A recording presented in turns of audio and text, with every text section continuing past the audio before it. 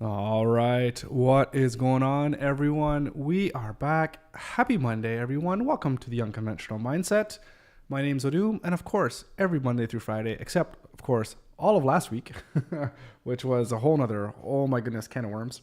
But anyways, every Monday through Friday, we get together right here on YouTube and we live stream our process as we try to build ourselves a company, which is going to generate us $1 million in revenue every single year. So, how you doing? Hope you are all doing well. So last week I had to take a week off. Basically, we had this crazy illness go through this house. So I was sick all last week, and then my wife got it. Now the kids have it. So we're all sick, and I have a feeling it's one of those things too where I have a feeling it's going to circulate all through the house, and then because I was the first one to get it, then I'm going to get it again and just get sick. I don't know. So it'll mutate across everybody. Then it'll be this new thing that my body is like, what the hell is this? We'll just get sick again. I've had that happen before. It's like the most frustrating thing in the world. Anyways, we're back at it. We're feeling a little bit better. So I do apologize. I'm still like all congested and all that kind of stuff too. It's like I don't know. It's one of these crazy colds that which just lasts basically for forever.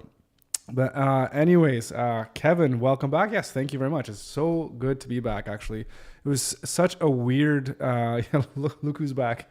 It's such a weird thing because I've been doing this stream pretty much every day for almost 2 years now, I want to say. And I remember I did take a week off sometime within the first year, but that's because I was away at a conference doing some work. And this was the first time taking time off outside of, I guess just the weekend.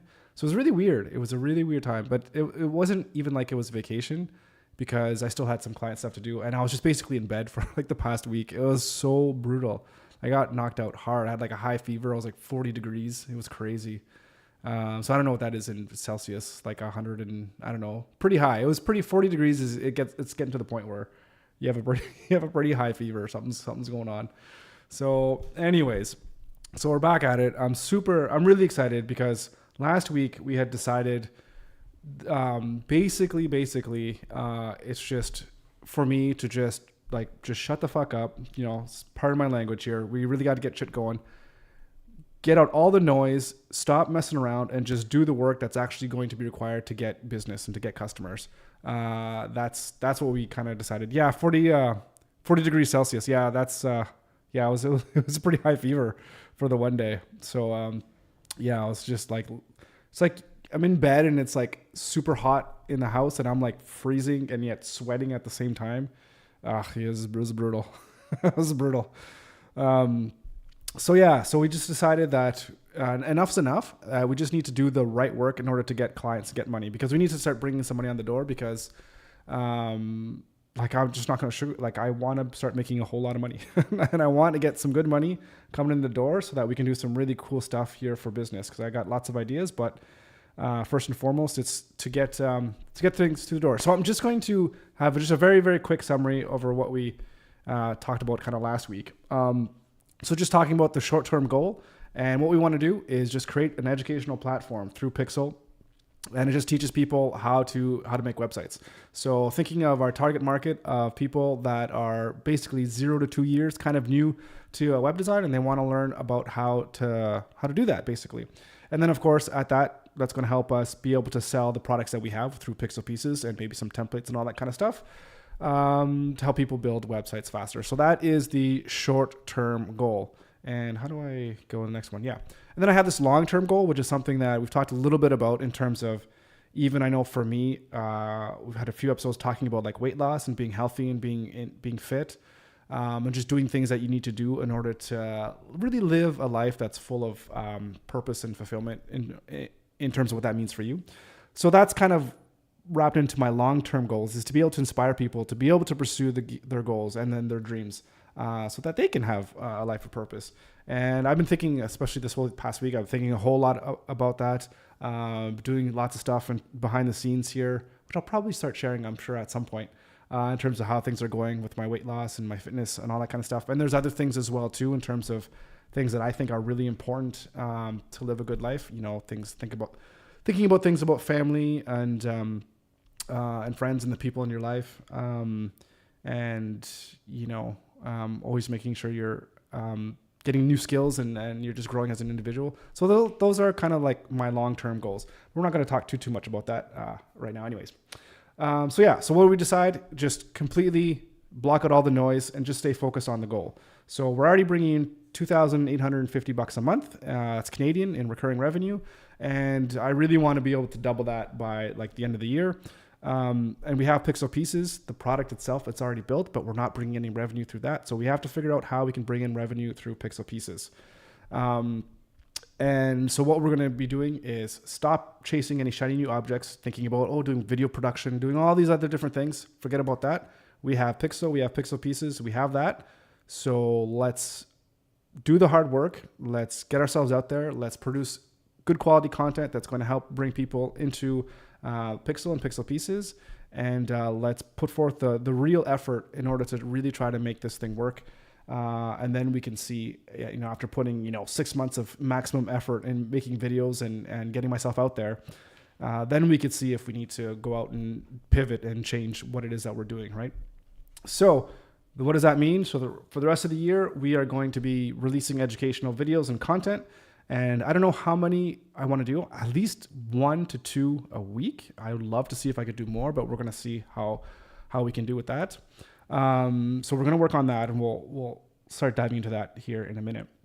And then we want to build our presence on social media. We want to engage with people locally. And then this live stream, of course, we'll just continue to document the process and just try to think about how we can maybe increase the value that we're providing here in these videos. So, and I look towards you guys. If there's ever anything that you want me to cover here on these live streams, then by all means, do let me know. And then thinking about how I'm going to spending my time. Again, just a rough breakdown of, basically 7 days a week and kind of how often I'm going to be spending time on what. And I have, 1 day a week working on Pixel Pieces and trying to maybe increase or improve on the components, maybe build some templates, changing the usability or making sure that the interface itself is usable, making content around it as well too.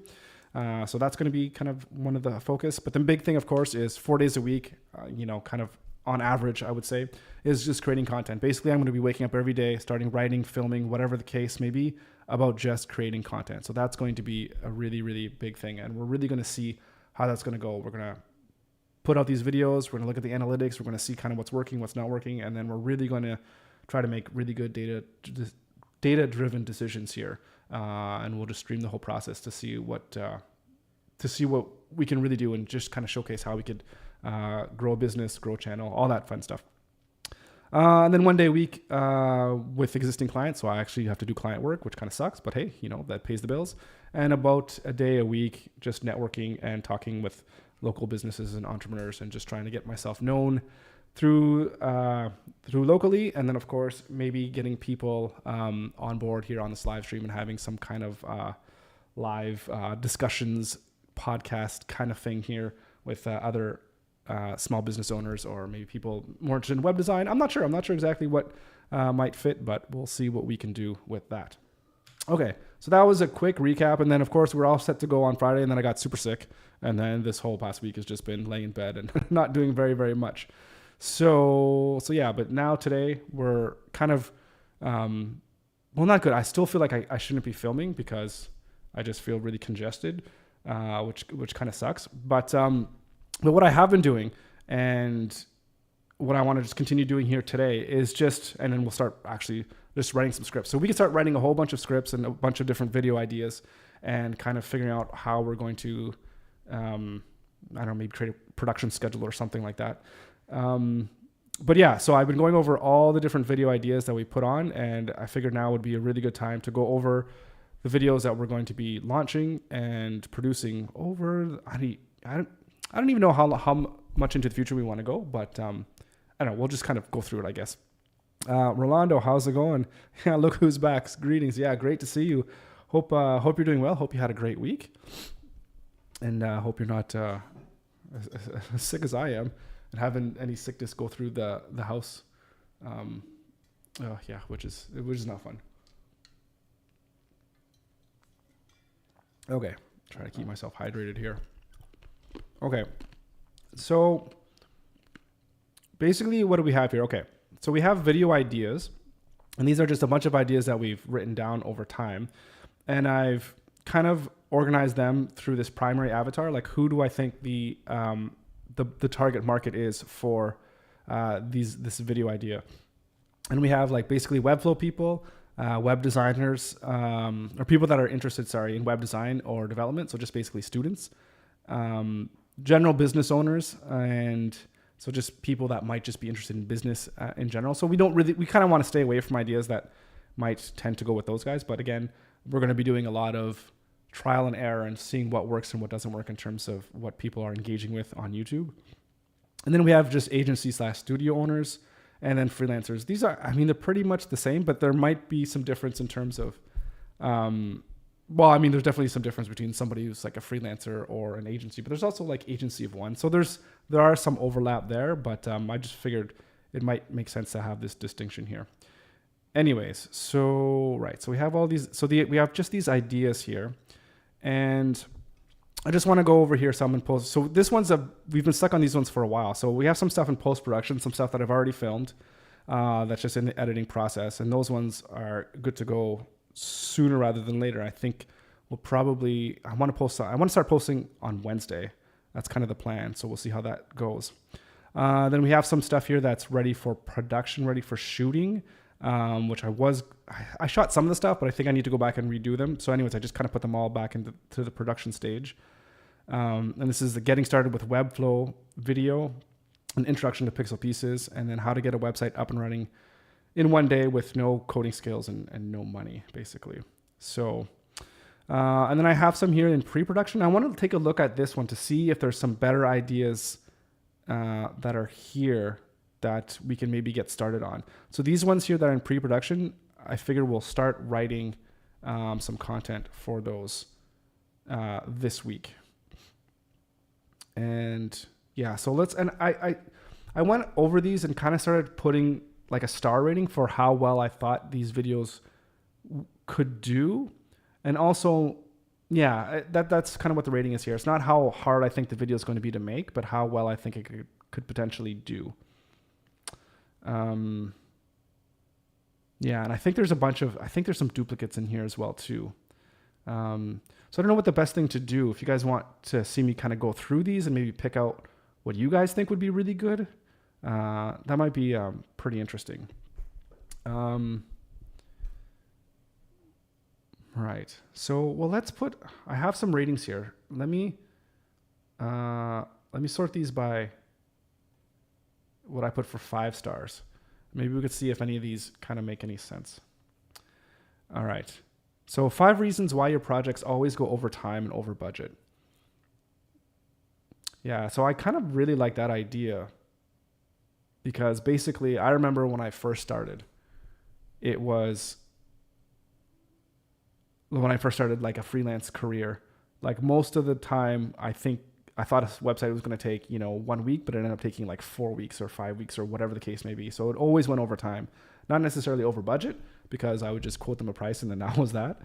But definitely over time. Kevin, sorry if I missed it. Were you going to build out a page for the video production? Was I going to build out a page?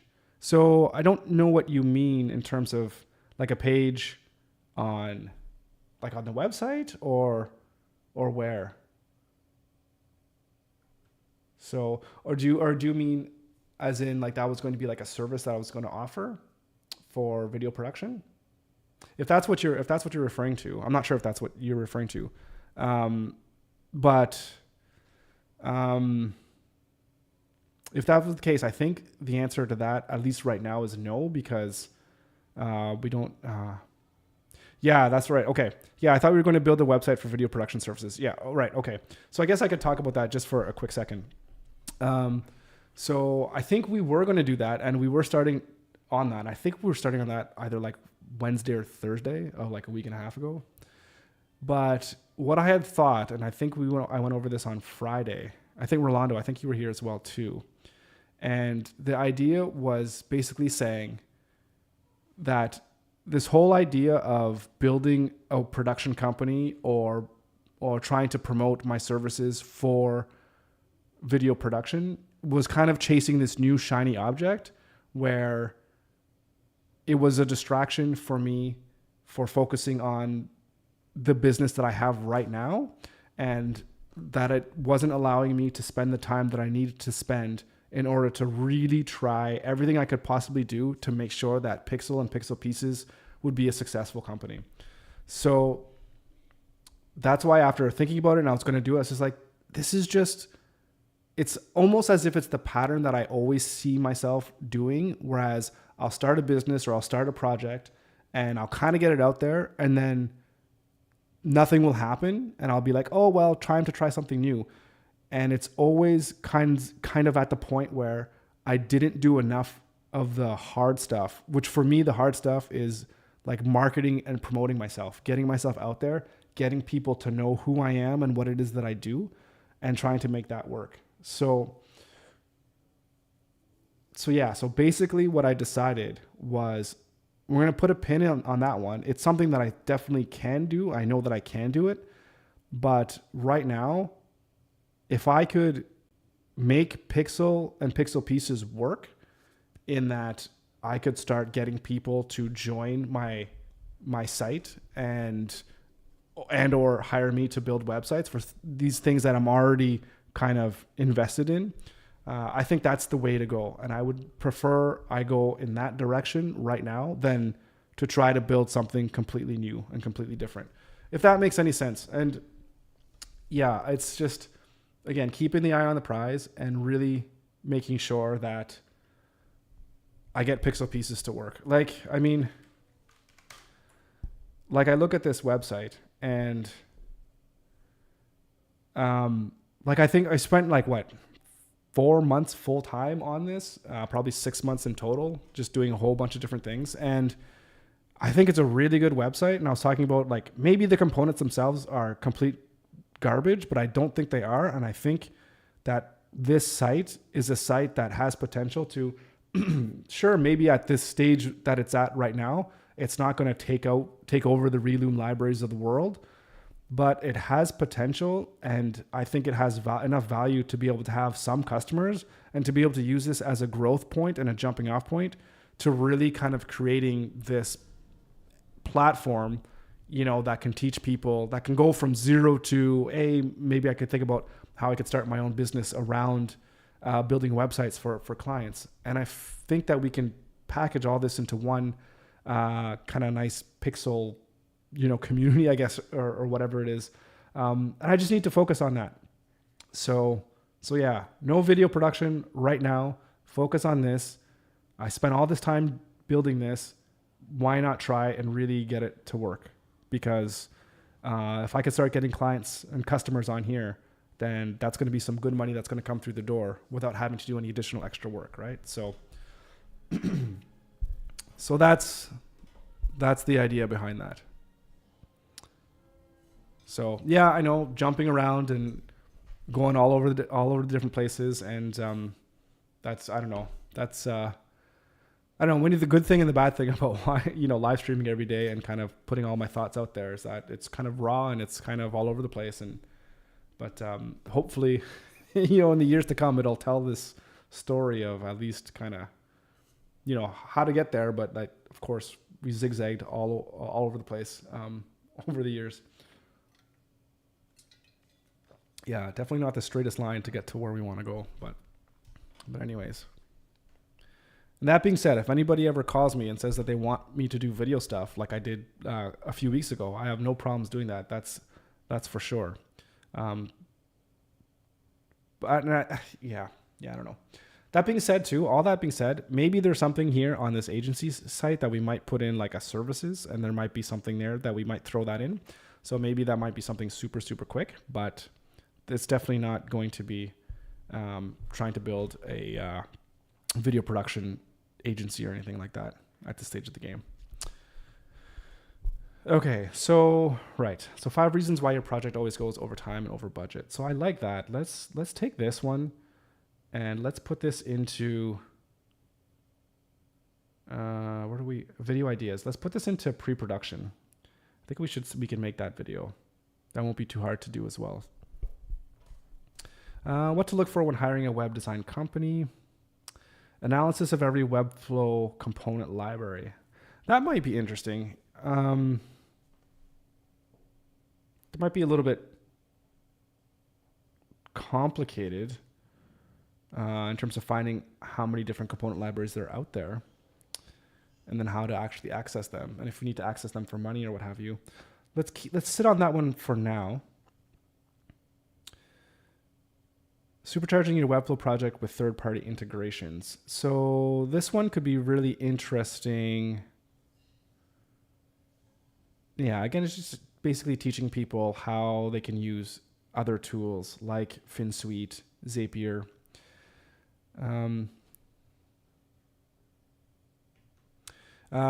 What to look for when hiring a company sounds like a different target audience than web developers. Yeah, 100%. Yeah, that's why. Yeah, this one here, it's general business owner.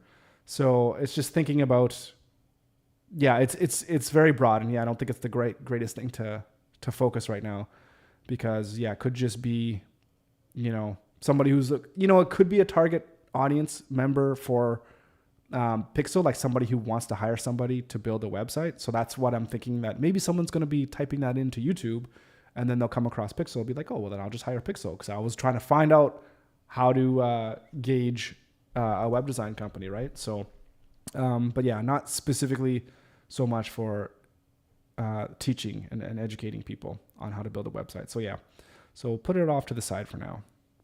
So supercharging your Webflow project with third-party integrations. So this is good, but I feel like this one is going to require,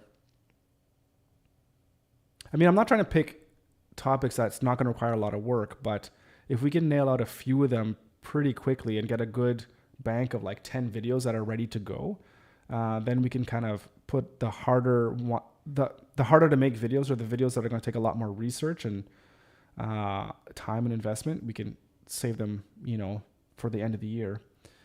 Because this one, you kind of have to figure out how to make specific, like you have to build out kind of custom websites or different like scenarios, so that you can kind of you can walk people through, okay, well then this is how you use FinSuite to be able to do such and such and such a thing in like a sample CMS or whatever, which will still be, it's not like it's going to be difficult to do. It's just going to be time consuming. In those ideas, I don't see any video dedicated to promoting your web design and development services. All the ones I see are for freelancers and developers, but I could be wrong. So I think, it's a really good question. And one of the things I think we're going to have to see is what kind of viewership we're going to be getting into our, on our videos. And we're going to try to see how it's going to translate to, there's kind of two different audiences we're trying to get, I think. And number one is what you're saying, is people that are going to want to have our web design and development services.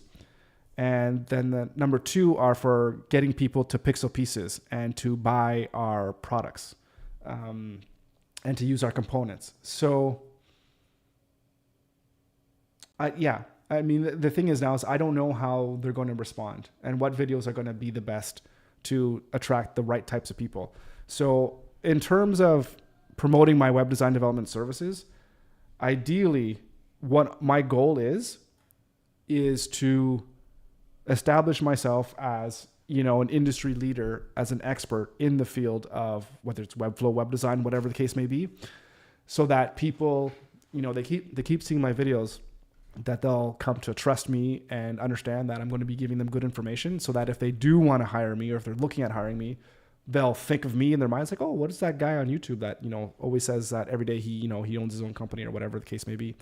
So that's one way. But I think there's other ones here that we've gone through the whole list, because there's like, there's at least like 100 ideas here. I'm sure some of them are more direct. Hey, here's what I do, as opposed to just kind of teaching. I think anyways. So don't sell pixels. Teach how to use them by creating websites, promoting your services. Yeah, that's like 100% in here. So there's here's an example right here. How to build a business, whatever that is, using Pixel Pieces, right? So That's where it's going to be videos where we're going to be using pixel pieces to build a portfolio website or a photography website or a membership website or a course-based website. So all those kinds of things. So we do have videos that we're going to be using that are going to be directly integrating our products. But there's going to be most of the videos too, though, I think are just going to be like, hey, here's just information on how to use WEBFLOW and how to be how to be a good designer, basically. Okay, so right, what else do we have? So third-party integrations. How to build reusable components. So I think this is something we could probably put this up here pretty quickly in terms of production. So let's put this to pre-production here. Common web design mistakes and how to avoid them. This is more generic. So I would like to see how these videos that are a little bit more generic, how they would fare versus something that's more specific, right? So I think we should try something like this. Let's put that into pre-production as well.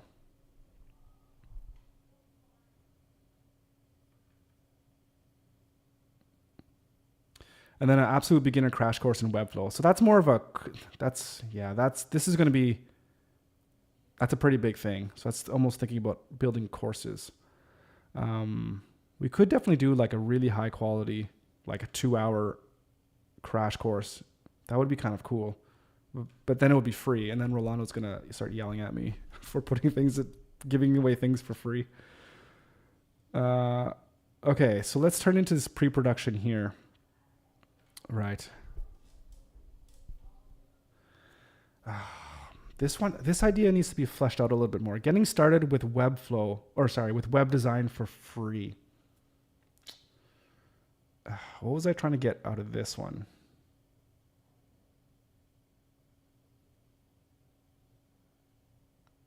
Yeah, maybe it's just kind of taking someone through the steps of how they can, or what they should even go about learning. You know, here's how you learn about HTML and CSS. Here's how you learn about the different frameworks. So maybe, here we go. I actually wrote some stuff down. That's good. Typography, color theory.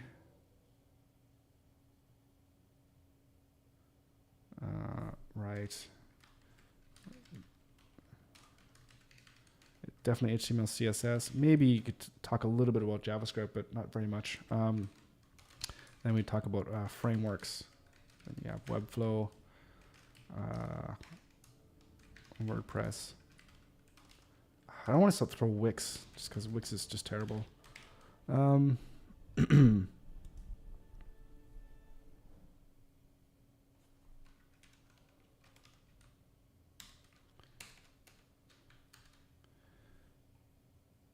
Okay. We could start that one. So I feel like this might be a good one here, guys. Like understanding WEBFLOW variables and how to use them effectively. Especially with the new interface and then I think there's been new features that they've allowed in variables. I guess it's maybe not that new, but allowing you to be able to like nest variables like within variables so that you can, like if you do your colors, you can have you set your colors and then you can set your, say like your headers and you can set that to a specific color as well too. So, which is also a variable. So that's kind of cool. And I think, yeah, there's something to be said about making a little video. Like, yeah, okay. Actually, this is pretty neat. Maybe I should try to focus on making like a couple WEBFLOW videos that are specifically that talk about WEBFLOW. And then make a couple videos that are for people that are kind of freelancing and kind of how to deal with stuff with clients or like running your own business. Well, this one here, how to use pixel pieces to build a website fast. Yeah, that'll be a good one. It's not so much of I just say freelancer, but maybe it's more of a WEBFLOW thing. 5 reasons why your projects always go over time and budget. Yeah, I think that'll be a good one. How to build reusable components. How to build your very first site in WEBFLOW. Core fundamentals of web design. Everyone should know. Yeah, I feel like these are good videos. All right. I need to assign these ones to me.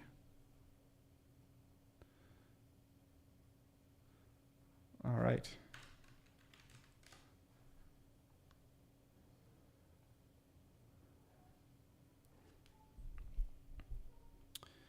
So this might not be the most flashy thing to do here, guys, but we're going to start writing and getting some ideas for these videos. I'm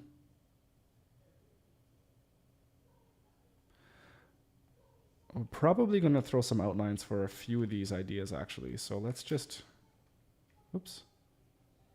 Well, that's interesting.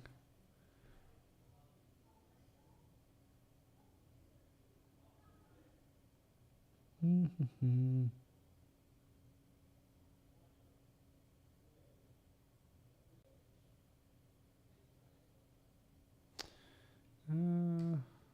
copy that one and paste. Okay. Okay, can I take these? Just need to totally clear all the formatting. How do we do this?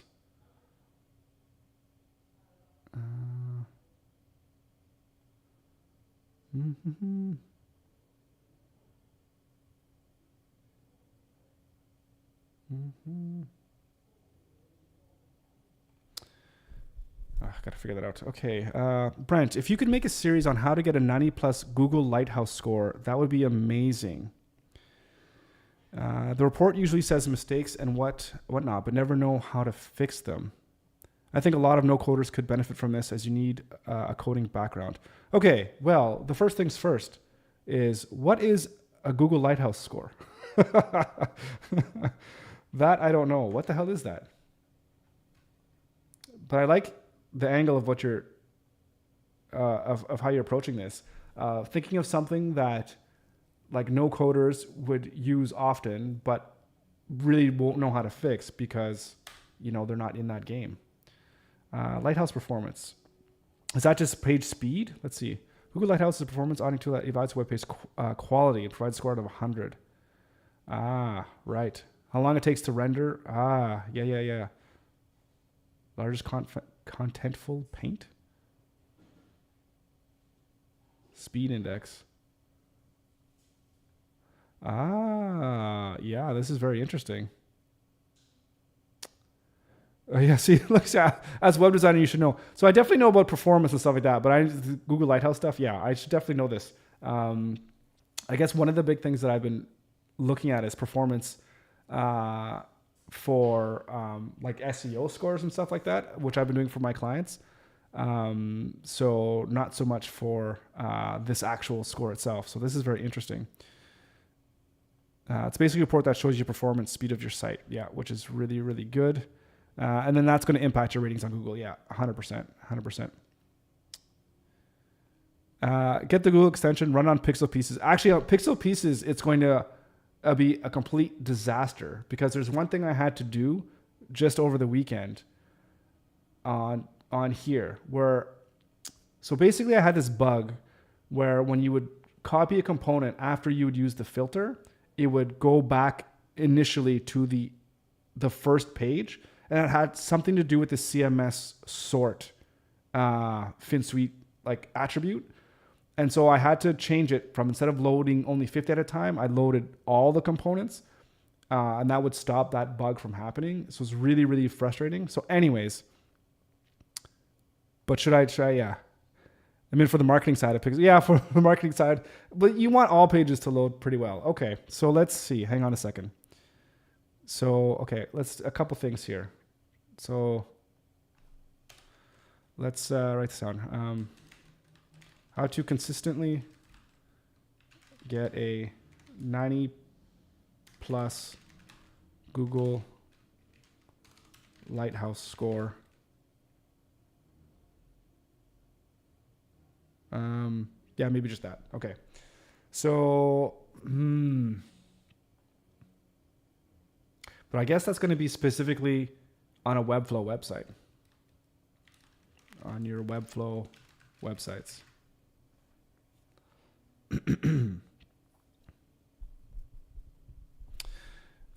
So I don't know how knowledgeable you are regarding coding to fix these Google Lighthouse issues, but I'm 100% sure people need this.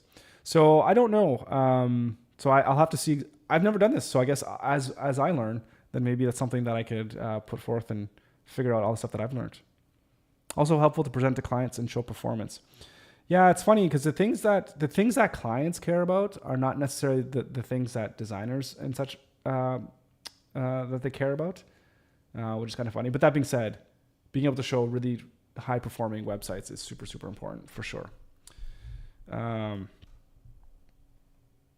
Right. Okay. Hang on a second. So Google Lighthouse. So you said this is an extension?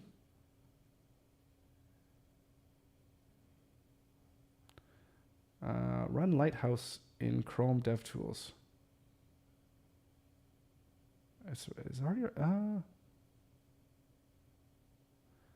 It's built in Chrome? Or wait, would I have it in here? Hang on. Lighthouse. Oh, here we go. Okay.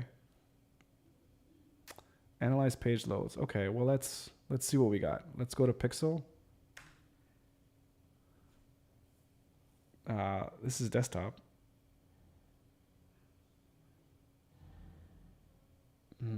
Let's see if we analyze this. Let's see what's going on here.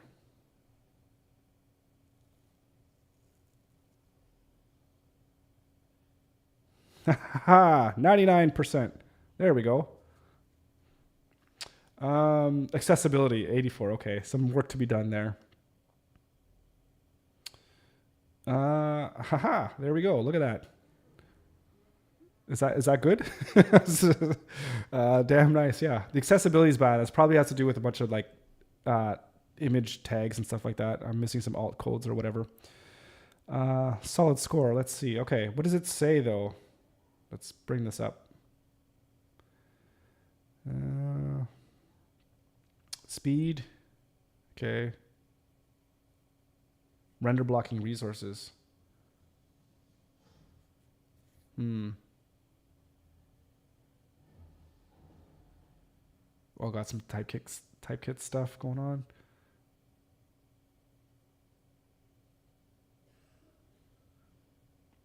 There's not much here that you can even do because these are just assets that are loading.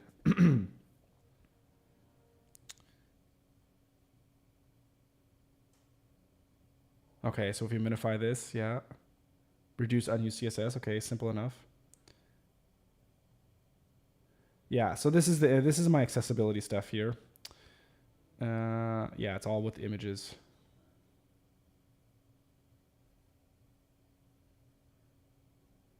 Some attributes here. You got to cache the attributes. Yeah, so I can definitely see how if you have some different coding skills, how maybe you can change about how things are loading up, I guess. So you see the things that are listed in red, how do you actually fix those and improve performance, speed, etc.? Yeah, so finding those things that are in red and how do you actually do them? So I guess what would be really cool to do would be to take this, like if you do this diagnostic tool or if you use it and you actually go through it one by one and then fix it and then like up the score like in real time. That would be pretty cool. Okay, so that's in the performance. So these are things I could do to update the performance, but then here's the accessibility. Oh, interesting. It doesn't like that stuff with what I did here. So this is some custom code that's like, I don't like how this is done. Interesting. So that's very interesting. DT and DD does not contain only properly ordered. I have to take a look at the source code. Very interesting. It has all to do with these definitions. Interesting. This is where for me, it's always frustrating using WebFlow because you can't just write code straight up and then it just spits it out nicely. I don't know if it does things to it or when you wrap things in an embed element, it's just really strange. HTML does not have a language attribute. Okay. And then this link. Okay. Yeah. So it really doesn't like that list.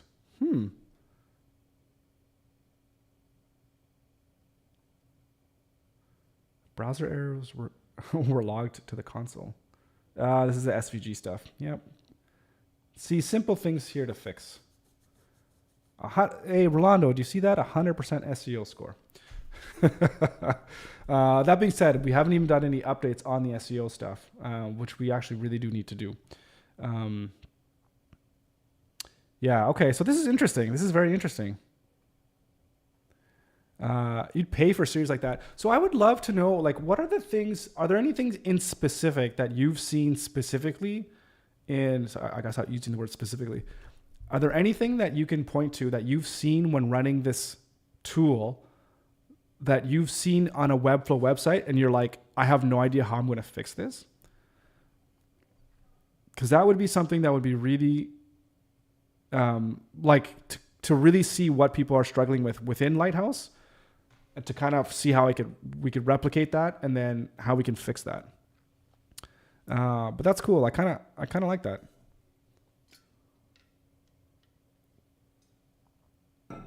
It's part of the whole process too of thinking about, like, how do you maintain all the best practices while you're building a website? And if you're thinking about SEO, you're thinking about accessibility, you're thinking about performance, like this Lighthouse stuff, then you're also thinking about usability and how people are going to interact. Like, there's so much stuff to think about. Like, it's crazy. So you can almost have a, like, maybe, like, I'm put this here, overview. All the different things to think about when building a website. And so what I mean by this is usability,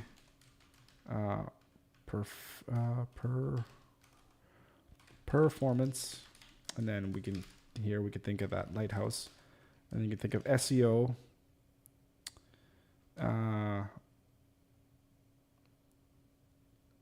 accessibility, and then of course mobile, which is kind of usability as well too.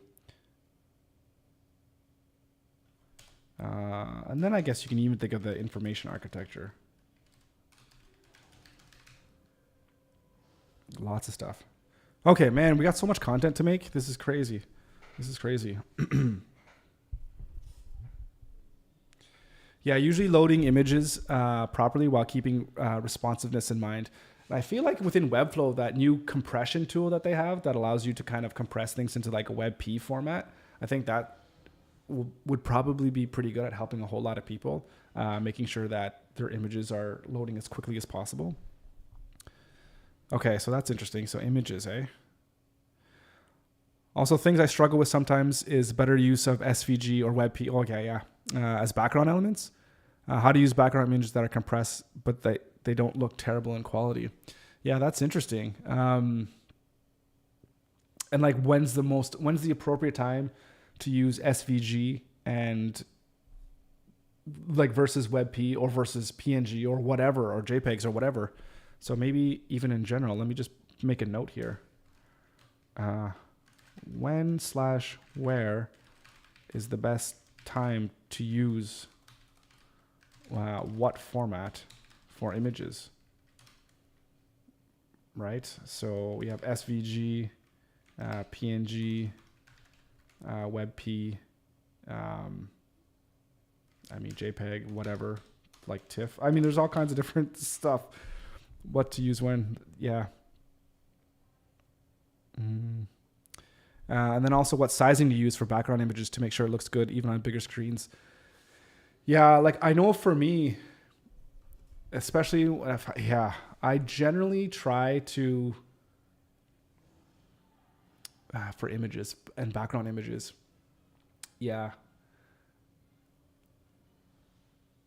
like I know with one client they have lots of images.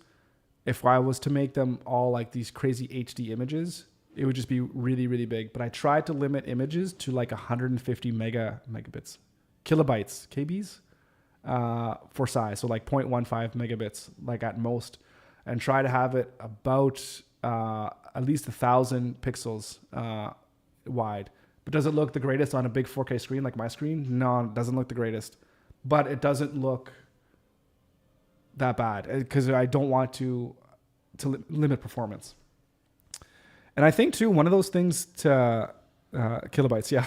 One of the thing I think to keep in mind, and maybe I should definitely kind of write this stuff down, to keep in mind is what is the audience of the people that are using that website that you're building, right? If you notice that 99% of all the audience is on a phone, then you're not going to worry about making the images really, really large for those people that are on desktops, right? But if it's a news site where most of the people or like half the people are still on desktops, then you think about having maybe larger image sizes or having different image sizes load based on the device size, right? So there's lots of different things to consider as opposed to just what the number of like a resolution or whatever an image should be.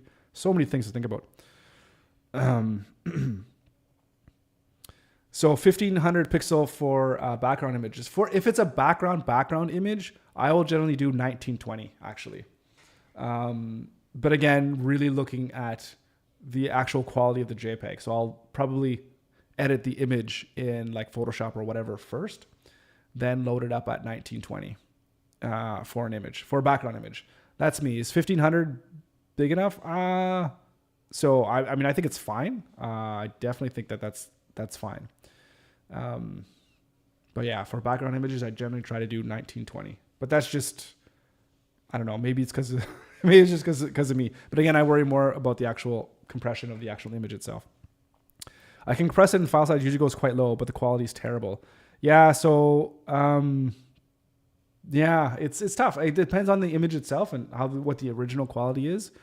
But there's things you can do on background images where you can add in some effects and some overlays onto the image to even make it look grainy and distorted on purpose. So that, again, it depends on the site. If it's more of a site that's like I don't know, to have an old feeling of old time photography as an example, then have grainy and very noise filled images might make sense for the context of the website. So there's lots of scenarios where I would say it really does depend on what it is that you're building and what the image should look like.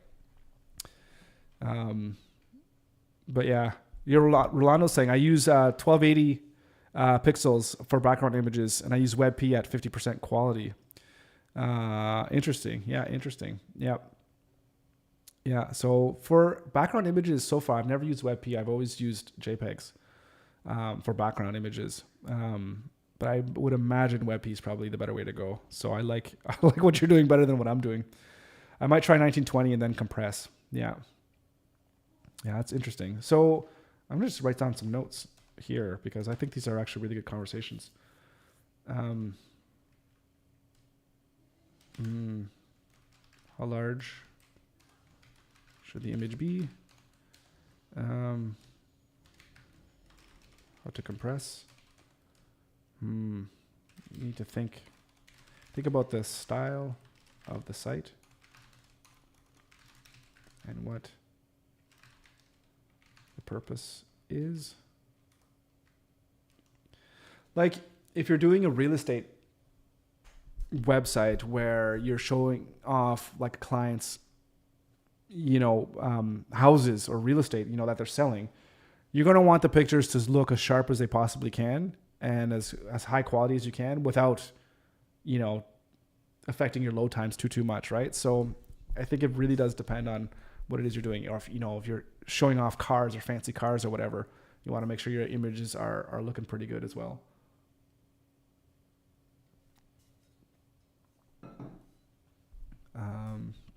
Yeah, anyways, very, very interesting. I'm actually curious now, this Lightroom or Lighthouse, I want to try it again, but look what you're saying here with pixel pieces, just to see what's going on here. The restore data affected performance. Okay. Let's analyze this page.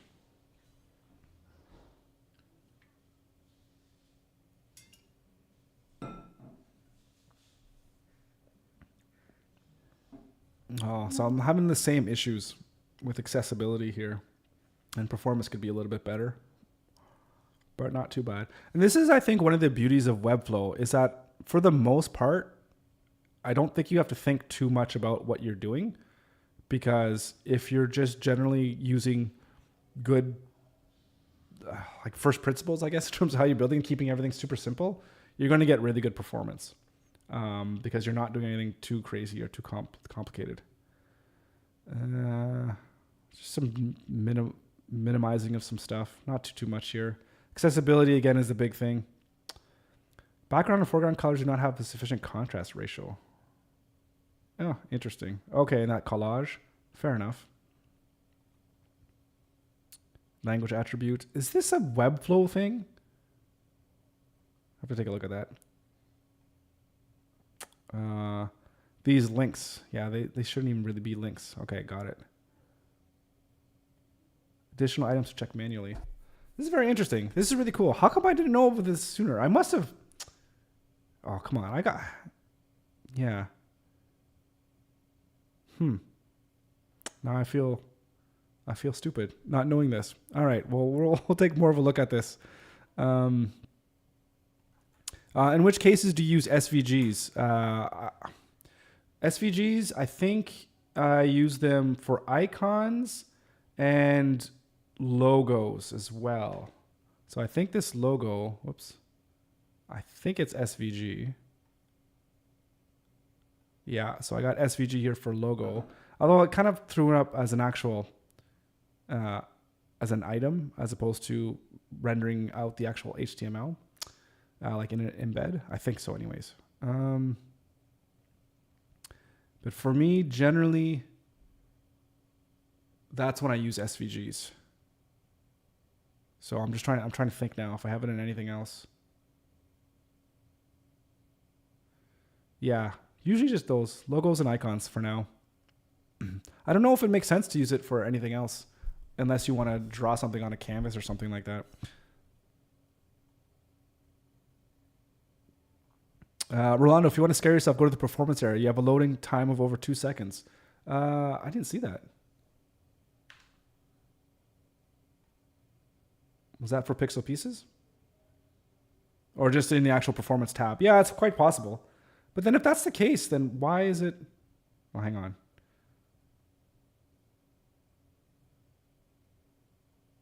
Right over here. Ooh. Is it in this site or is it something else that I missed there, Rolando?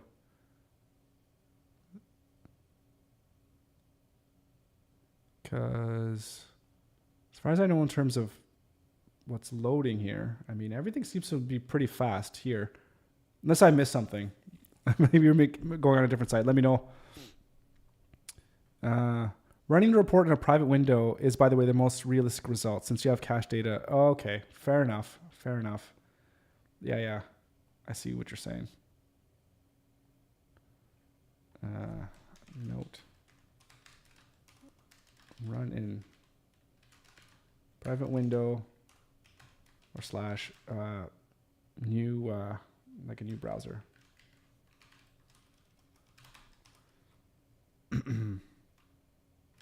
Or an IE, just clear cache.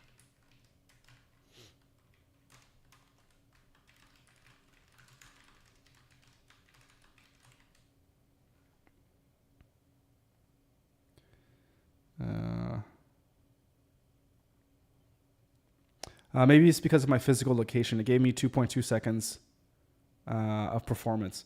Yeah, I guess it could be, and it could be the speed of your network. That's another thing to consider too.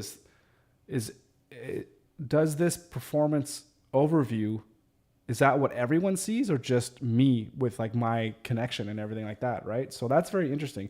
But I would imagine like the accessibility, best practices, SEO, that's all going to be the same. Then maybe the performance is where that's going to be different based on how fast your internet connection is or where you are and all that kind of stuff. That's very interesting. That's a really good point to consider.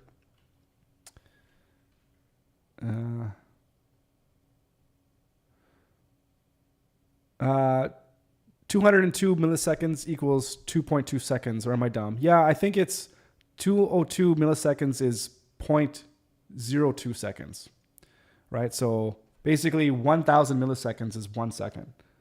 So yeah, so I think you just got to shift your decimal over by one to the left, and then you'll be good.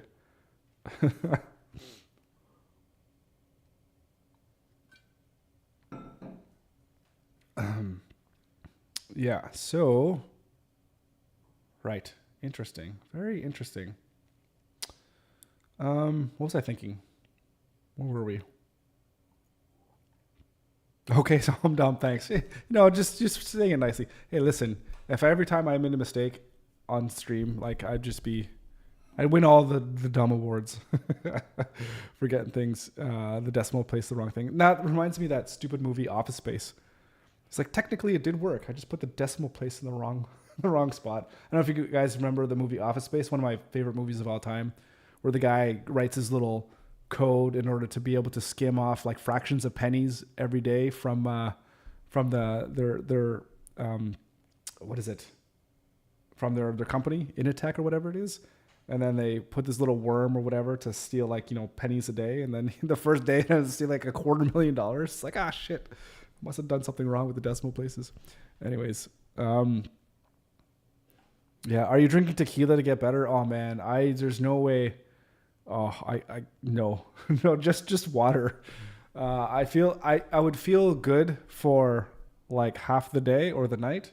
Then I would wake up feeling like even worse, just because the whole throat and everything is just like, it's just nasty. I just couldn't. And it's one of those colds too where everything tastes really bad. But I guess alcohol will just kind of come in there and numb everything. Okay, so this is really good. Yeah, okay, this is really interesting. So I kind of I like that idea. So we'll think of what we can do for that type of topic at some point in the future. So that's really good. Okay, remove hyperlink.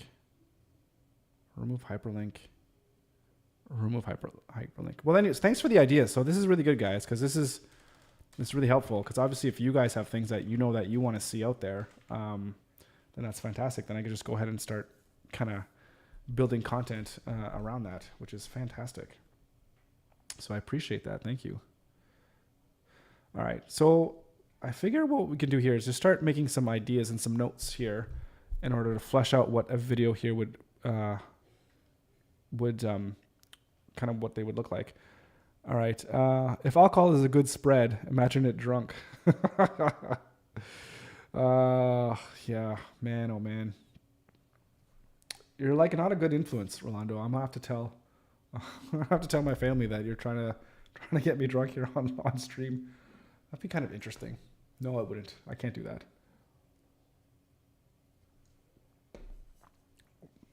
Maybe one time whenever we start doing, when we get together or what have you, then we could always have a virtual drink, or I guess a real drink virtually, if that makes any sense.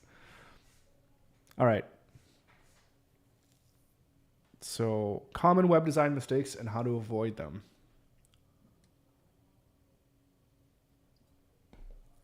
All right.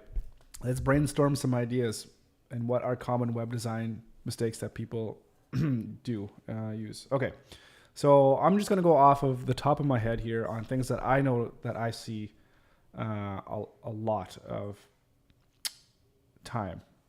Okay, so I want to talk about too many font choices. And then we have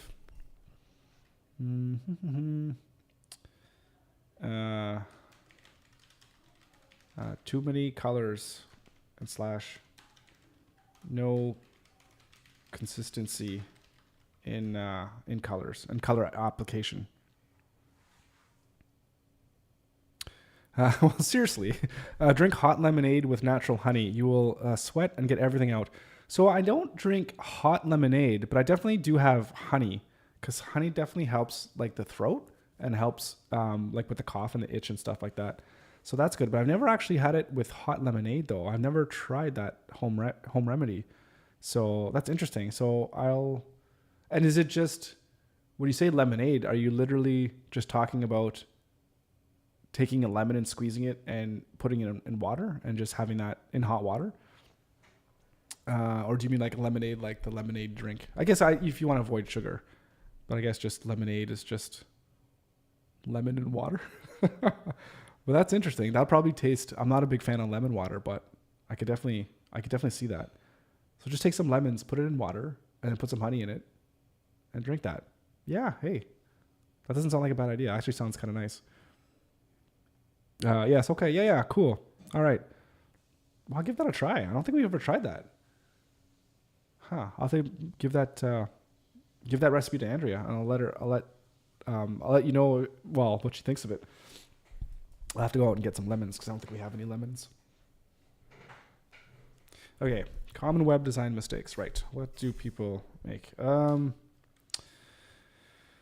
So one of the things that we were even talking about, which we just talked about here, which is even something that I make the mistake of, is not thinking about, performance and SEO, right? So that's something that we definitely need to try to avoid. So do we want to, I think we could even break this down into like design mistakes and then also like when you're building. So maybe we should focus more on the actual design aspect. I don't know.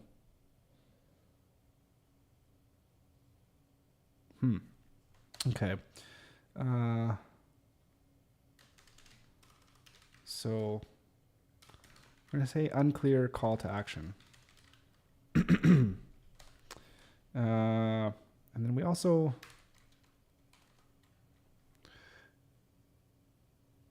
I want to say something about the website not really knowing who the audience is for or who the audience is. So, and if you don't know who your audience is, then that can sometimes make the choices of what information you put on your website, especially on your homepage, it can make it a little bit disjointed. So how do we say that?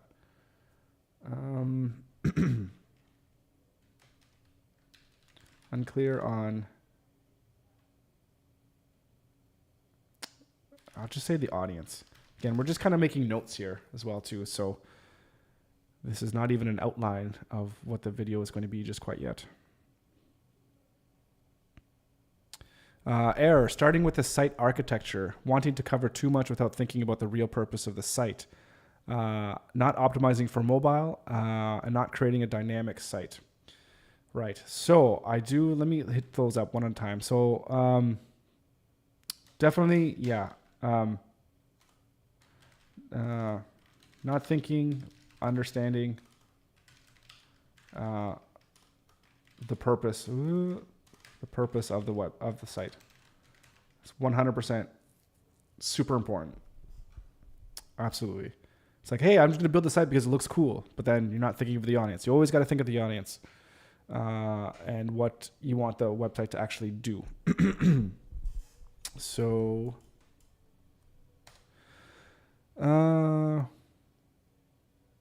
optimizing for mobile. Yeah. Thinking and optimizing for mobile. Do people still build non-mobile responsive websites in 2024? I guess so. It's kind of crazy. So there's one, okay, you're talking, your other 2 points here, not starting with the architecture and not creating a dynamic site. So I don't know how much that would be a serious mistake in terms of, say, not having a dynamic site. So, because number one, what if you're a beginner and you're just building something very fast on Wix or even with WEBFLOW that you just want to get a couple pages out there? and you don't want to pay the extra cost that's going to take to get like a CMS and be able to have dynamic content. So would I recommend someone absolutely use a CMS? Like 100%, yes. But I don't think for the audience that we're trying to capture in this particular video, I wouldn't say that that is necessarily a mistake. If that makes any sense.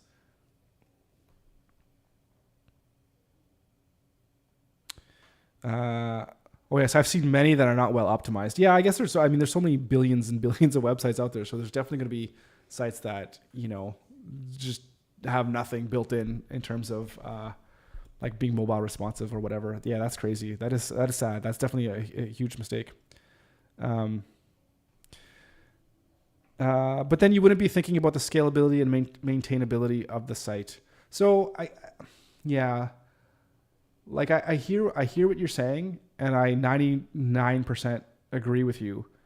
But again, I'm thinking of somebody who's, they just want a one-page website, or they just want a landing page. They just want to introduce their product or whatever the case may be. And they don't have the money to spend on getting a database spun up or whatever the case may be. And, they just want to get something quick.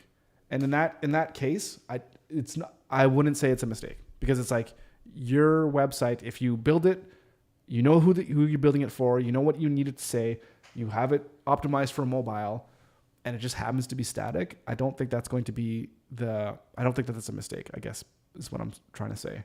So should it be? Yeah, it probably should, but I think there's times where you can get away with not having something dynamic. Especially if you're just one person, that's just a site that it's not going to end up being this great, huge website down the line. So I think we're definitely splitting hairs here. But yeah, so Rolando, in WEBFLOW, do they cost extra to add a CPT or CMS? So I don't know what a CPT is, but CMS, yeah, it is extra. So if you want to get a static website, it's like $16 a month or whatever. And then if you want to get it with a CMS and have that dynamic data, then you're upping it to like $25 or $29 a month, right? So you're like almost doubling the price. So if you don't have to have it, then like don't spend the money either, So it's a factor to consider, and that's one of the that'll be one of the why I don't like WEBFLOW, or one of the reasons why WEBFLOW is kind of annoying, is because the more features that you want, then the more expensive it's going to cost you, which is really frustrating. But totally understand them. I understand their point of view from their business model.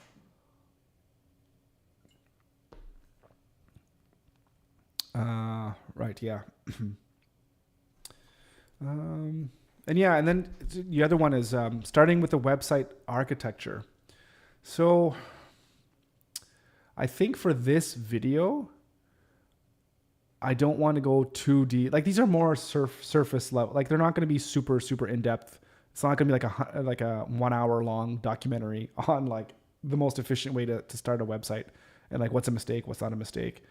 And I think talking about architecture or how you actually go ahead and start a website first, I think that would be above and beyond the scope of what this video would be all about. Yeah, because I do think, like, to be 100% honest, I don't know if there would be a one correct universal way of how you should start with how you're going to build a website. Whether you start with thinking about the architecture first, or you start I don't know. Maybe I'm wrong, because you definitely need to, like, why would you start with architecture when you don't even know who the website's for? You don't even know who your audience is. It doesn't make any sense to me to start like that. So yeah, I don't know. There's definitely a video. I remember going over the whole list in Asana there. And there's definitely something about like how to, from A to Z, how to get a website from initial idea all the way out the door to like a full blown thing. And it's going to be like a whole step-by-step process. So I think that's when we'll kind of talk about what the most efficient way of building a website is, depending on whatever your goal is. And I think those types of conversations, we kind of have them in there, which I think would be really, really, really nice to have. Right. So the idea, common web design mistakes. So, and I'm thinking about design here. What are the things that people do when they're building a website? That you see on there. And I think one of them is not making like your hero section stand out enough. So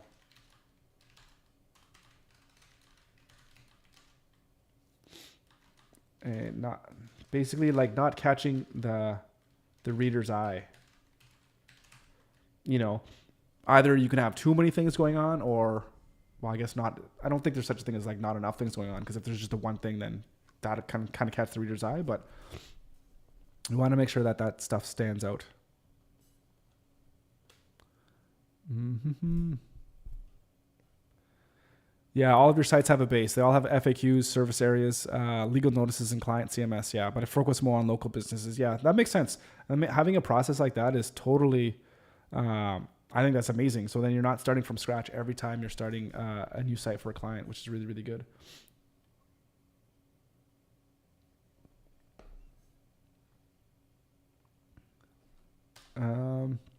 Okay.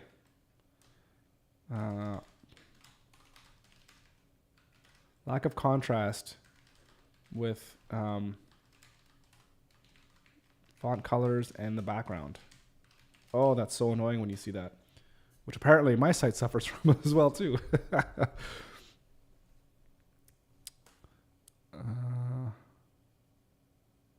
All right. What else? What else do we got here?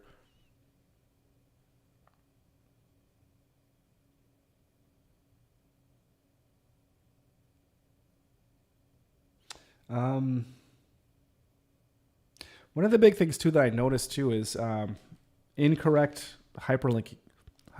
Oh, excuse me. Incorrect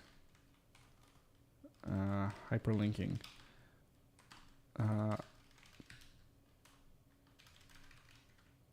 So you can have a specific link for a phone number, so that when you're on a mobile phone, you hit that, like, that person's phone number, and actually brings up your, like, the phone, like the phone app on your phone, like to make a phone call. So many times they're just linked like a regular hyperlink, and then they don't actually link to a telephone number. So those are just simple things that I see all the time, which is super, super frustrating. Especially if you look at someone's website and you want to give them a call and you press the call button and it doesn't actually link to, like, it doesn't bring up your phone app. So you have to copy it and paste it. It's just really annoying. So something that can be fixed. So we talk about the colors,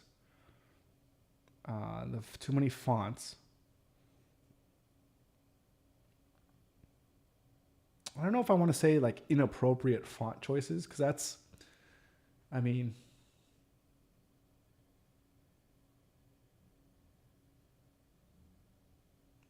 yeah, I don't know if I want to go there, because it would be really good to have examples of these as well.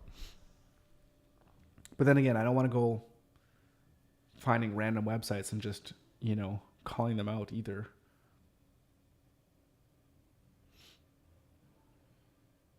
Maybe what I can do is, when I am giving examples, I can give examples of good sites that actually have, that do a good job of this, right?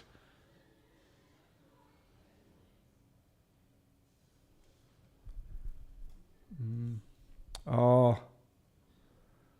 that's a good point there. I've seen that in emails too. If you pester them, they don't do what they're supposed to do. Oh yeah, so I think so. Like even the email links as well too. So if you click on an email link, it's like, hey, email me this, and then it doesn't actually, it's not like a mail to actual link. That's super annoying, super frustrating.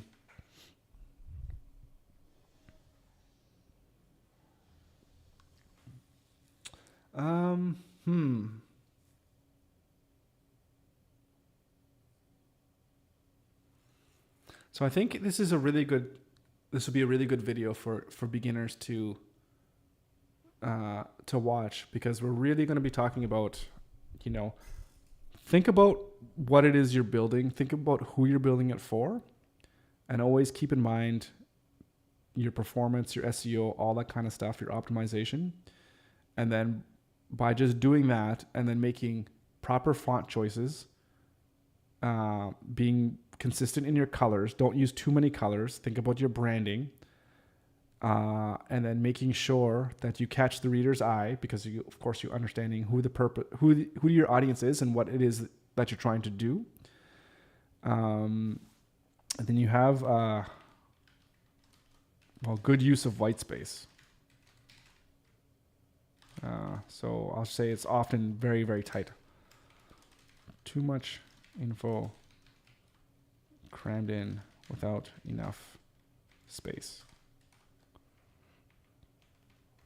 I'll just say maybe bad use of white space. And then if you do all of that stuff, just all the stuff even listed here, you're going to end up with a good website. Give your content room to breathe. Understand the content meets the needs of the audience. You have clear actions of what it is that you want the audience to do. Yeah, you're gonna have a good website. Yeah, I like it. That's a decent start to this. Okay. All right.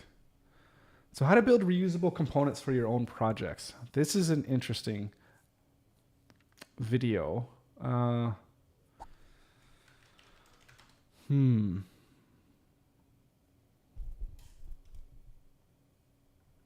I have doubts. What are you going to sell? A course, pixels, your services, or what is the purpose of the video? I'm already lost.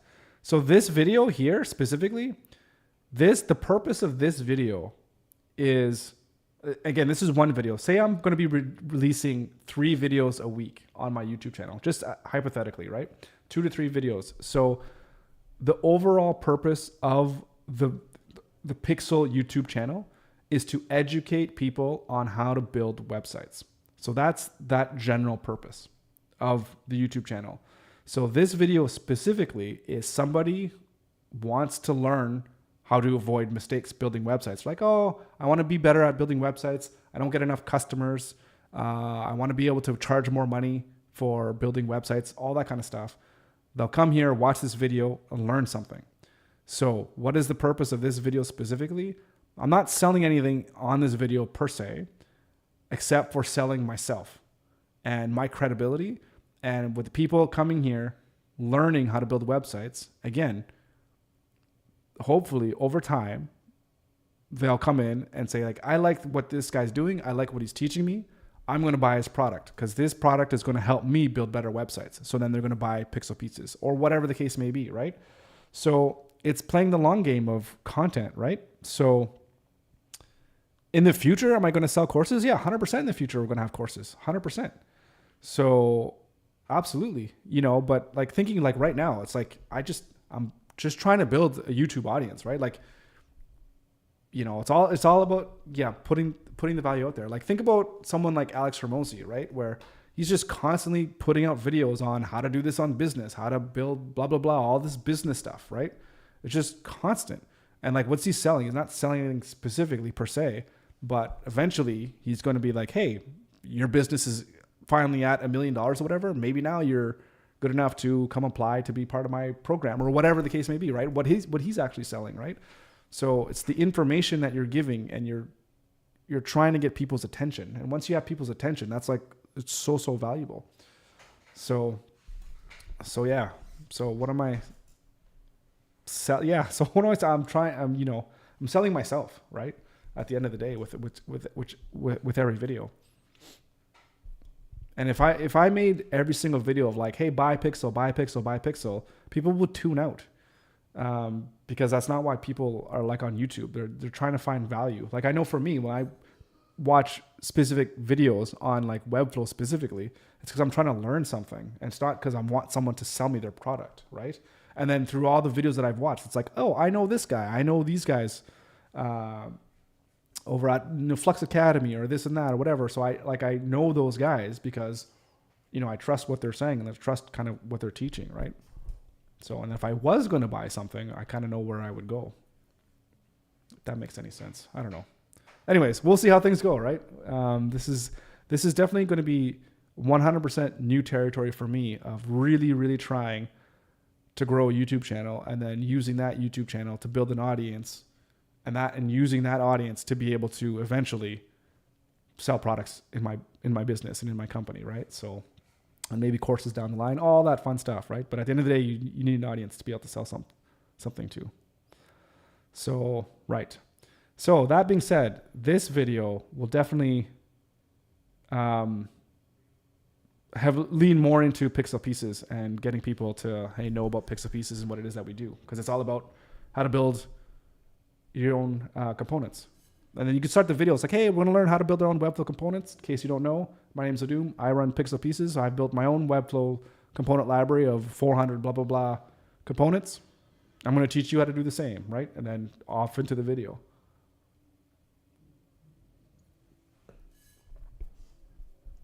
Okay. So this one is a little bit more complicated though. How to build reusable Webflow components for your own projects. So we need to think about, so we got to think about how you want to use them and share them, aka yourself, like an agency, or do you want to sell them? So how you're going to want to share them and how you want to use them is going to probably dictate how you're going to want to, I guess, prepare them, right?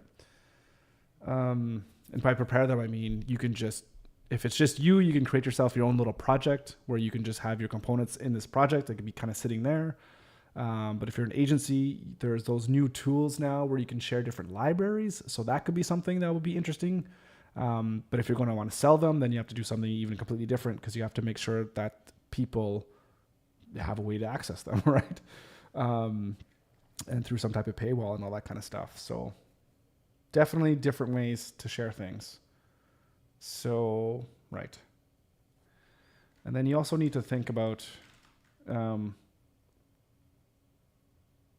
I'll say consistent structure, and AKA that's like a style guide.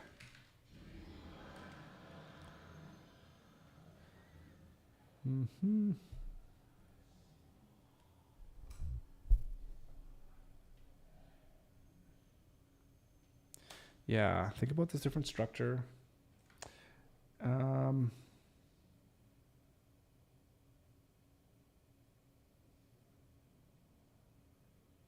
then I guess we definitely want to show, I think with all of these three, so say there's these three different, three methods. And then what? We talk about each individual method?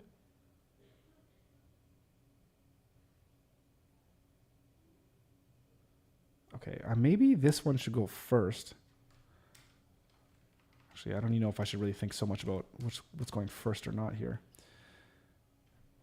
But you want to think about the structure, saying, okay, if you're going to be making components, that means you want to reuse these pieces over and over again in every project. So you need to make sure you're sticking to a structure. And then we could talk about style guides, right? So obviously we could talk about our style guide, and then you could talk about client first.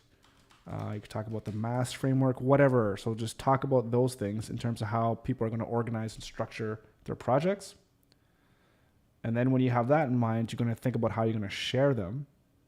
Or sorry, who are you going to share them with? Whether it's yourself, or whether you're an agency, you have other people that you work with, or whether you're something that you want to sell. And then we could, then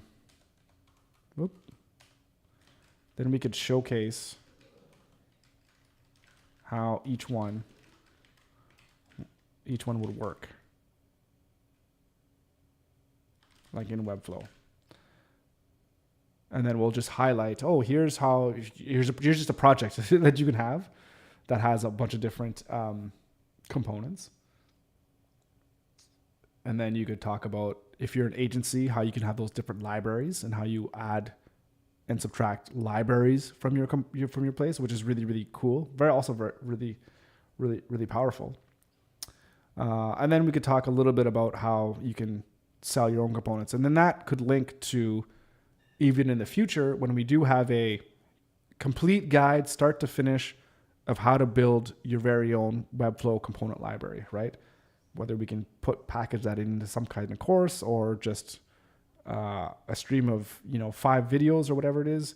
And I think, Rolando, you were reminding me that I think there's a YouTube feature now where you can actually have memberships for YouTube, where people can have like the premium videos, or you can watch them if you're a member. I don't know.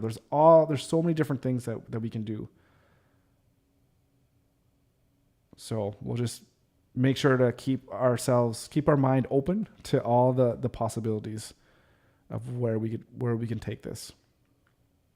And at the end of the day, this all comes with time to be able to like build this content, because this is not it takes more than a couple minutes to build all this stuff, but that's going to be the fun stuff. All right, so that's already a pretty big enough video on its own with these things. So when we're actually writing the script, then we'll actually dive into each of these three different like options, or there might even be more. Actually, there are more. Lumos, I guess, is another one. Right. Okay. So 5 reasons why your projects always go over time and over budget. Okay, so this 5 reasons is always just something I just kind of made up here. So number 1, I will say, or a reason would be lack of experience. Not good experience knowing how to estimate projects.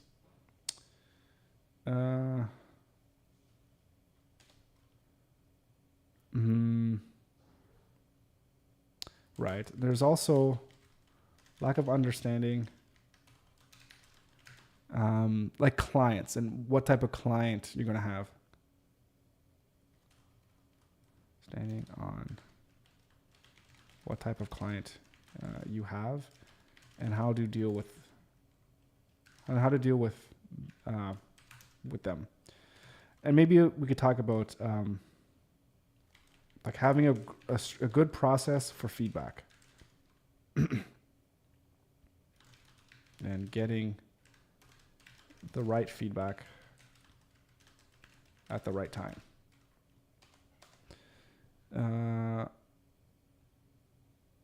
Can I change this to numbers? Right. And are there 5 reasons? I guess we'll find out.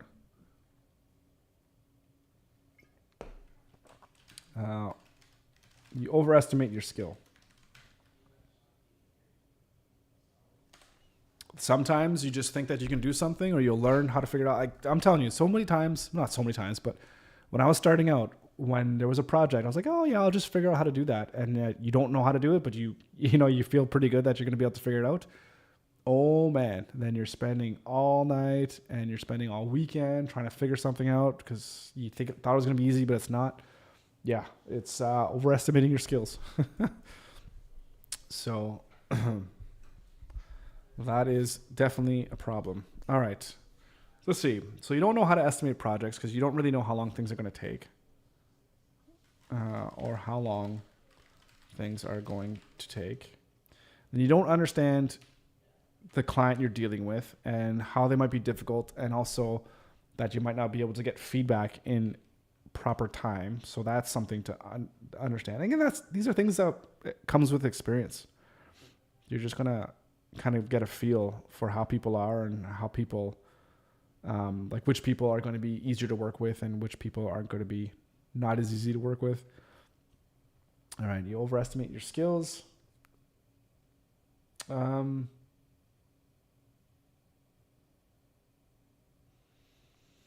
I guess, like I want to throw this one out here. Not a clear understanding of the value that you are providing.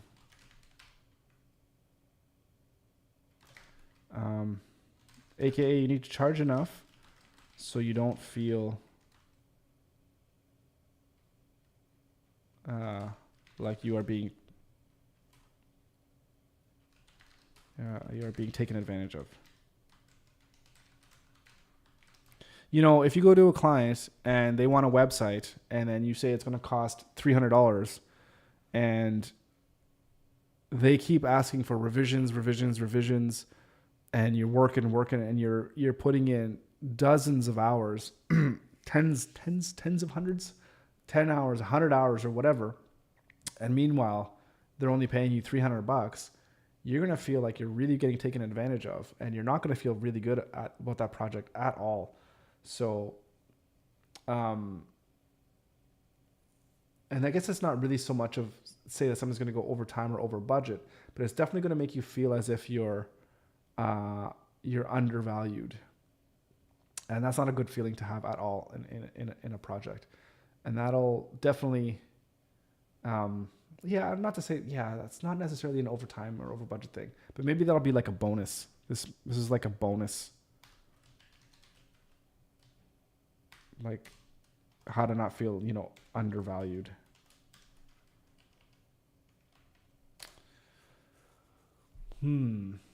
What other reasons could it be that your project is going to go over budget or over time? I guess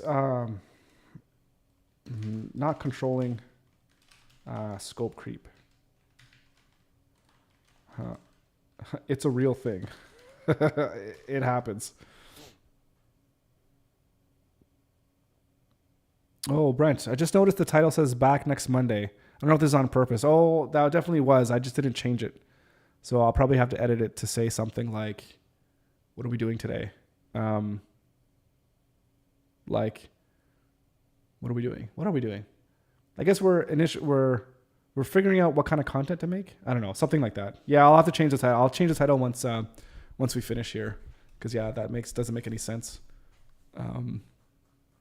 I'll be back next Monday. Yeah, sorry. Thanks for letting me know. So I'll have to update that. Not controlling scope creep. All right. What else do we have? Okay, is there an actual fifth reason? I know I just I just made that up when I was just writing down ideas. Basically, I should have said X reasons why. You lack of experience. You don't know how to estimate things. You don't understand how to deal with clients. You definitely overestimate your skills. And I guess you could underestimate how long something's going to take. Well, I guess that's the same thing, right? That's this one. Underestimate how long things take.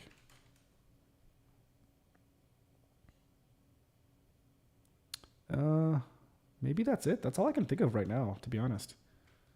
So maybe we'll go 4 reasons why your projects always go over time and over budget. I guess something like this, you can definitely do a quick Google search. Or even let's talk to the chat and see what Chat GPT says.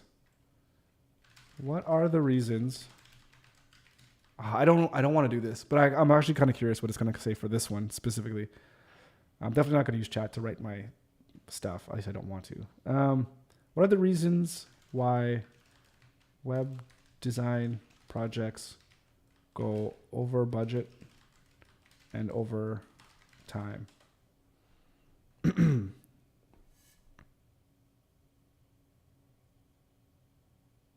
All right, is it broken?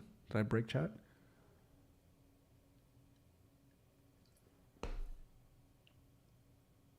Oh God, it's so slow.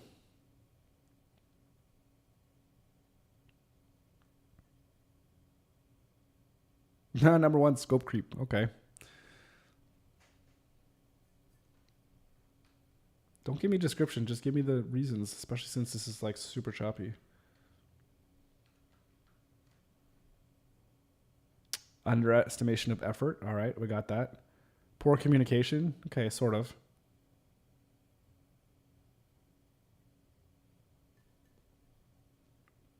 Poor communication. I guess we have process for feedback, lack of understanding of the client, how to deal with them. I guess ChatGPT is maybe putting it in more clear language. Delays in feedback. Yep. Unforeseen technical issues. That's the lack of skill. Inadequate initial planning. Yeah, so that could be actually a good one here. Oh, reason for going over budget, right? Lack of clear milestones, same thing. Client-induced delays, design revisions, same kind of things. Unrealistic timelines, that's not really a reason per se. Or it goes over time because the timeline was bad, like obviously. Team or resource shortages, external dependencies. Yeah, so one thing that I kind of like that's a little bit extra here is like the initial planning. I don't know what else we can say here. How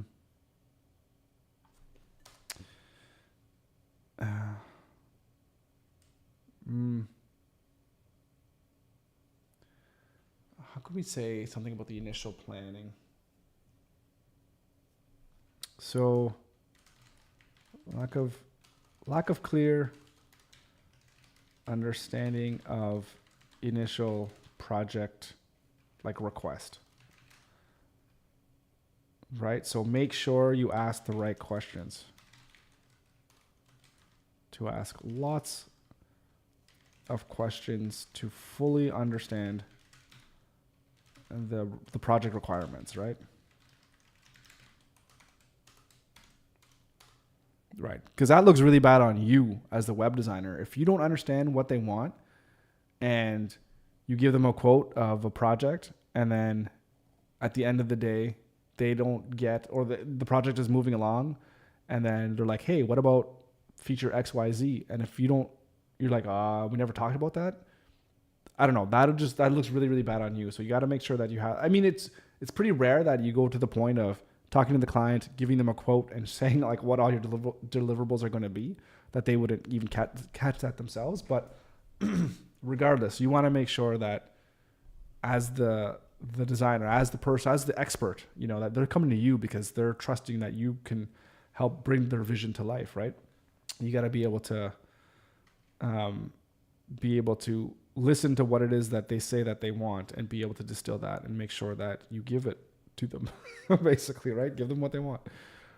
All right. So I like that. Those are 5 reasons why your projects always go over time and over budget.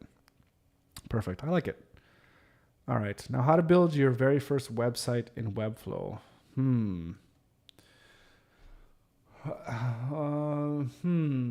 This is interesting. Now, what should this video be? Should this be a video that is more along the lines of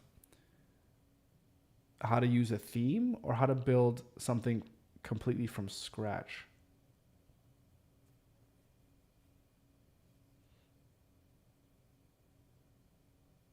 I don't know.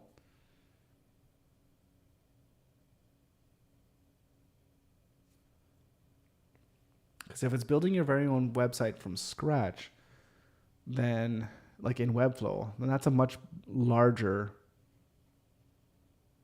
well, yeah, it's a much larger video.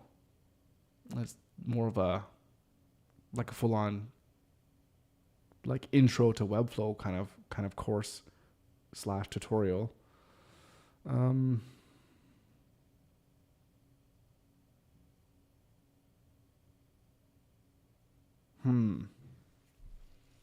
Because we can definitely do this where we use components, like how you use components to build a website. I don't know. Because we're definitely, let's go back here.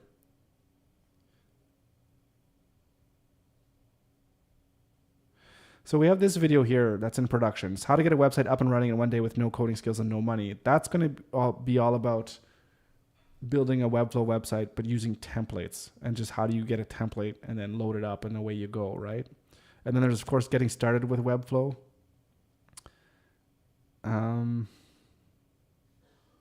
Yeah, it's very similar. I'm not sure if I'm feeling this type of video to start out with. How to build your very first website in WEBFLOW. Yeah, I feel like that's too vague.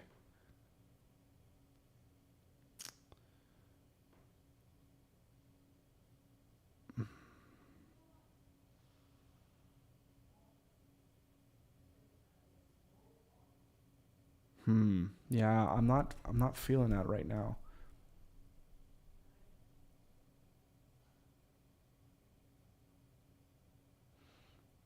Yeah, let's stick this one back to the idea phase.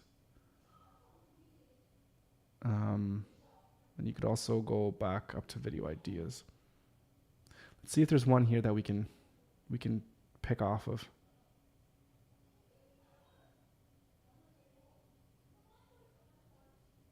Ooh, I like this.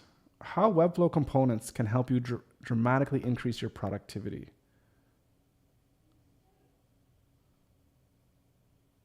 That's actually really good. Why did I only give that one 3 stars?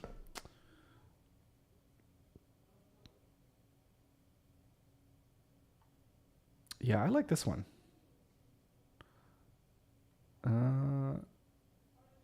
You're approved. So let's get you down to pre-production. All right. Let's copy this, assign it to me. Let's put it here.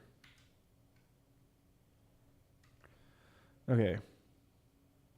So this video, this will be a little bit different. So this one's going to be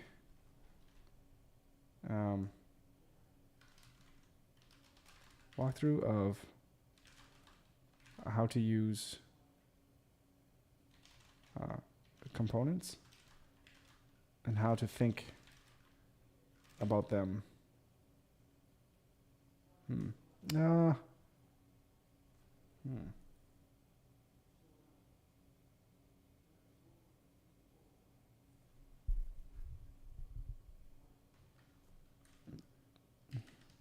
Yeah, I want to talk about the difference in mindset when thinking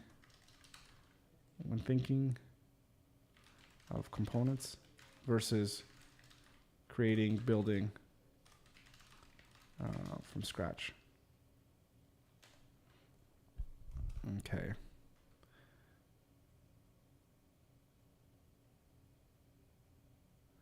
Maybe we can compare, contrast the time it takes to build something from scratch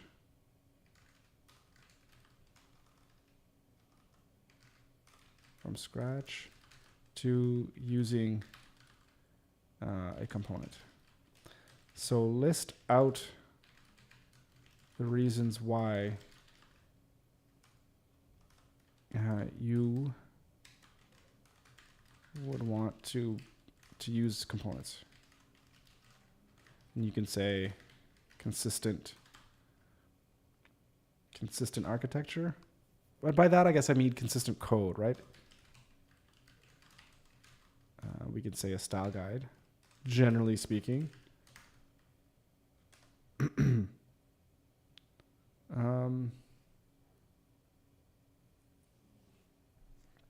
So you have consistent code base, and you have and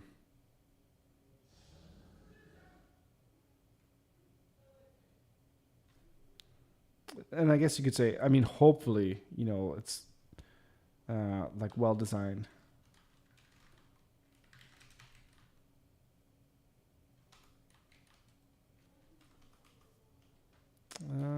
Consistent and well designed.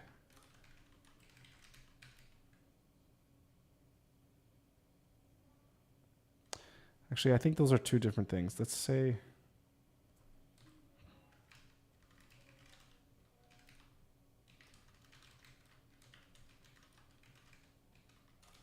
let's just say it has a good structure, right?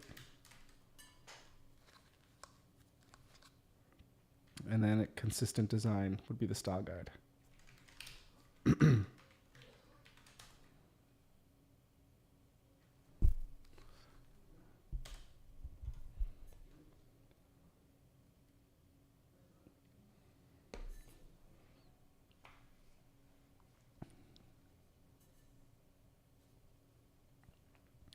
So are there any other reasons? I mean, we can't just say it's faster because like it's like we're showing you how it can increase your productivity. We're not just saying it's faster because sure it is faster, but how it can increase your productivity.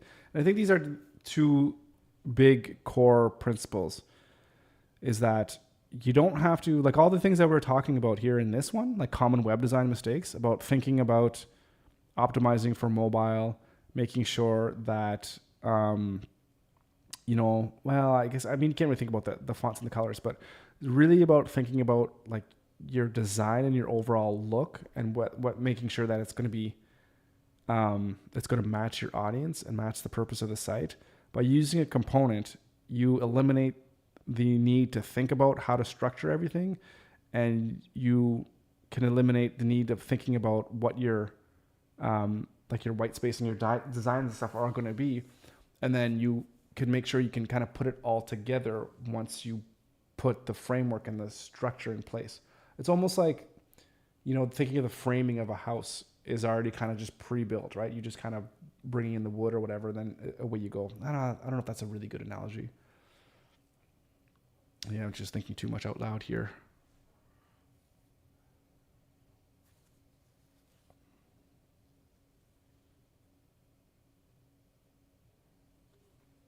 But yeah, those two, for me anyways, those are the two main benefits for using components. You can be consistent in your design and you can be consistent in your quality.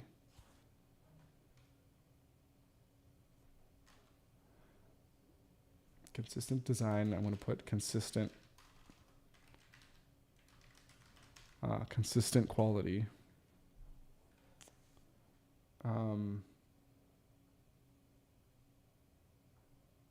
Yeah, it's really, like the heavy lifting is done for you, right? That's not really a point though. That's just kind of summarizing these two things here. So what are there any other reasons?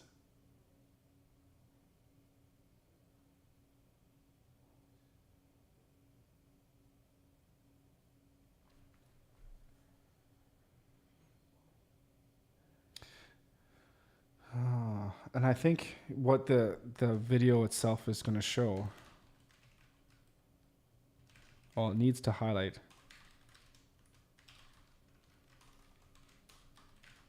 how quickly a page can be put together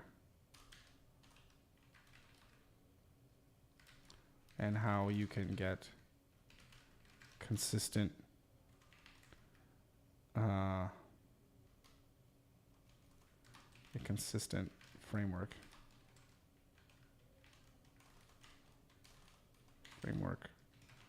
across all pages, like quickly, right? And then we'll just show the process of actually using our component library to to build something, right? So yeah. Okay, so those we have basically 4 videos kind of outlined as to what they're gonna be about. So that's pretty good. I mean, we still need to get to the process or to the point of actually like kind of writing scripts for these videos and how we're gonna lay out those videos. But I mean, that's for them. I mean, if we can get those done within the next few days or what have you, we're already gonna have more videos that we're gonna film and edit and what have you.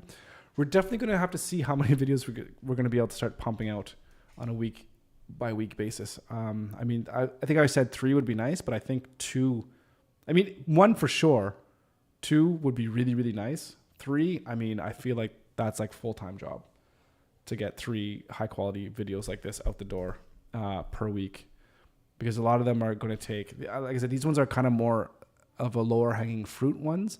But once you get into things that are going to take like market research and some some reading and some referencing and all that kind of stuff. And that's going to take a lot of time to do. So it'll be interesting. All right. Anyways, I do think that's going to be it for me for today. I can't believe I've been talking for almost 2 hours here. My throat actually doesn't feel too bad. So hopefully it hasn't sounded too bad, guys. And I don't know. You could bear with me for listening to me for a couple hours.